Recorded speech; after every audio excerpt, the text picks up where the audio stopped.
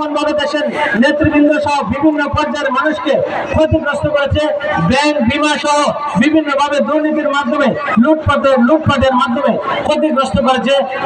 এই কর্মসূচি এইভাবে দেশকে এগিয়ে নেওয়ার জন্য, দেশের সংস্কার কাজ চলার জন্য শহীদ রাষ্ট্রপতি জিয়া রহমান বীরত্বের সুযোগ্য পুত্র বিএনপির ভারপ্রাপ্ত চেয়ারম্যান জনাব তারেক রহমান 31 দফা দাবি করেছিলেন। নিশ্চয়ই আপনারা জানেন ইলেকশনের পূর্বেই সে 31 দফায় কিভাবে মানুষের কল্যাণে ভূমিকা রাখা যায়, এই দেশের গণতন্ত্রকে কিভাবে পুনরুদ্ধার করা যায়, এই দেশের অর্থনীতিকে কিভাবে ঢেলে সাজানো যায়, এই দেশের আইন শৃঙ্খলা রক্ষাকারী বাহিনী সহ বিভিন্ন দপ্তরকে, বিভিন্ন এজেন্টকে কিভাবে ঢেলে সাজানো যায়, সেই জন্য সংস্কার কর্মসূচি চালু করেছেন।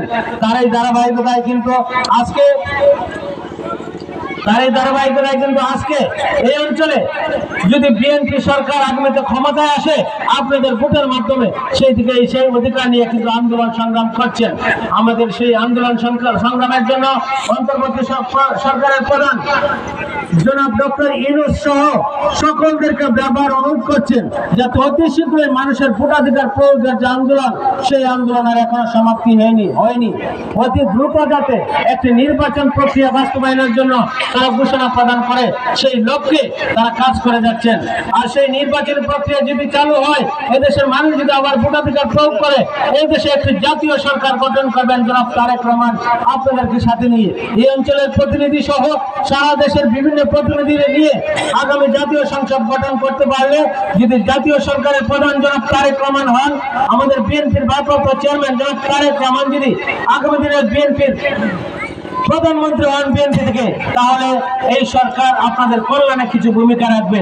সেই কল্যাণে আপনাদের অঞ্চল সহ জাতির জন্য তারা ভূমিকা রাখবেন। আমরা শুনেছি আপনাদের কৃষক বন্ধুদের জন্য আপনাদের কিছু কথা, যেখানে নজরখালি বাঁধ, বর্ধিত গুরমা সহ আমরা লক্ষ্য করেছিলাম। আমিও যখন চেয়ারম্যান ছিলাম তখনও কিন্তু বর্ধিত গুরমার প্রজেক্ট ছিল, সেই প্রজেক্টগুলো যে বাতিল করা হয়েছে।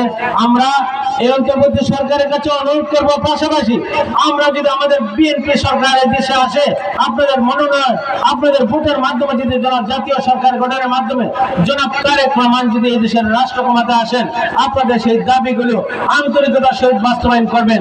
আজকের যে আপনারা পরামর্শ দিয়েছেন, যে সমস্ত কথা বলেছেন, সেই বাস্তবায়ন আপনাদের সেই লিপিবদ্ধ করে, সেই ভিডিও করে আমাদের নেতা জনাব তারেক রহমান এবং আমাদের কৃষক দলের নেতা, যিনি কৃষক দলের সারা বাংলাদেশের অভিভাবক, কৃষক দলের সভাপতি, বিপ্লবী সভাপতি কৃষিবিদ হাসান জাফির তুহিন এবং সংগ্রামী সাধারণ সম্পাদক শহীদুল ইসলাম খান বাবুল ভাইয়ের কাছে আমরা লিপিবদ্ধ এবং বই আকারে আমরা পাঠাবো সেই দাবিগুলো বাস্তবায়ন করার জন্য।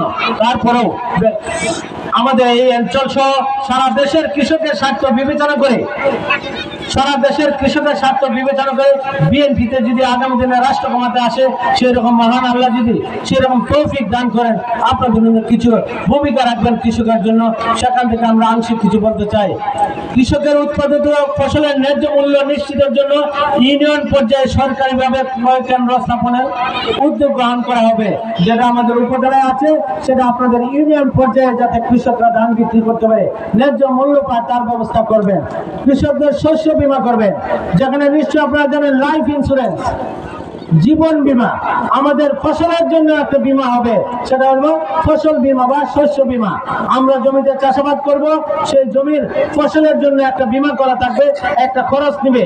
যদি ফসল গড়ে উঠে তাহলে তো ইন্স্যুরেন্স হলো লাভ, আর যদি ফসলের এমন কোনো অন্যায়ভাবে যদি ফসল যদি ডুবে হয়, সেটা প্রমাণ করে সেই কৃষকের ক্ষতিপূরণ আপনারা পাবেন ইন্স্যুরেন্সের মাধ্যমে বা বীমার মাধ্যমে।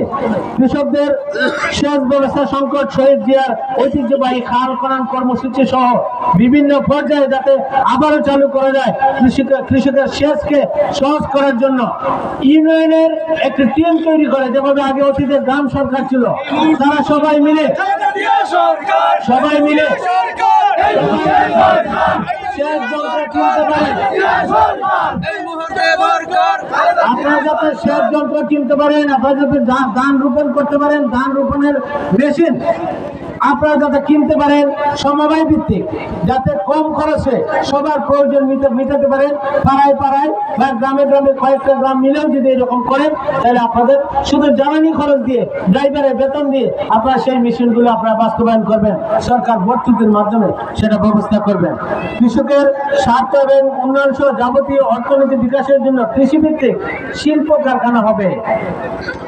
আপনাদের অঞ্চল সহ যে অঞ্চলে কৃষিভিত্তিক শিল্প কারখানা বিএনপি সরকার রাষ্ট্র ক্ষমতা আসলে আপনাদের জন্য গঠন করা হবে।